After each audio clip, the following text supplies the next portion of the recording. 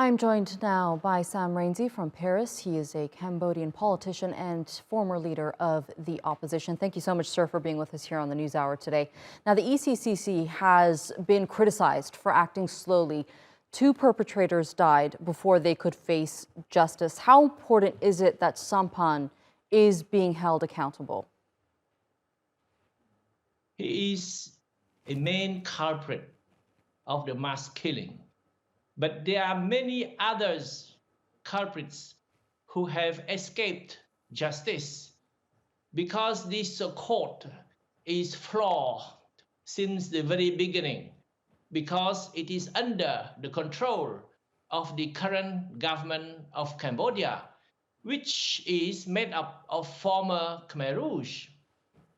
Right, and what do you think they could have done differently? I mean, the court spent over $330 million on this case, but if I'm not mistaken, only convicted just 5 people in the end of it. What could they have done differently?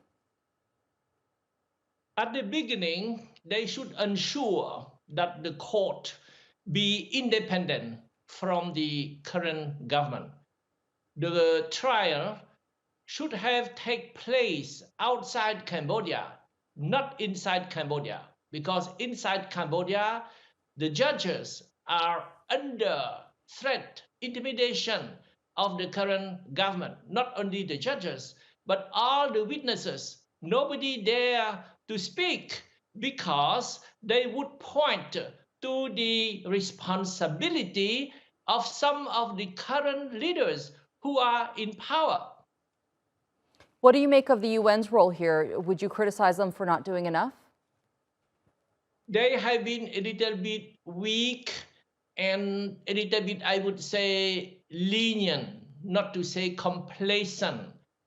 For the future, any tribunal like that should be more independent from the government of the country where the culprits are still in power. Up to 2 million people were killed under the Khmer Rouge, and by the time the regime was ousted, about 25% of Cambodia's population had died. The atrocities and crime that's been committed by the regime, it must still be felt in Cambodia today. Yes, definitely. The Cambodian people are still traumatized. It is why the people dare not revolt against the current leadership who are from the former Khmer Rouge. Imagine in post-Nazi Germany. Suppose that, yes, the fact is that Hitler is dead. But what about Goebbels? What about Eichmann? Suppose that they are still alive and still in power until now. Would a court against a trial against Nazi would be credible if some of the Nazis are still in power? All right, Sam Rainsy, thank you so much for joining us here on the NewsHour. It was a pleasure speaking to you.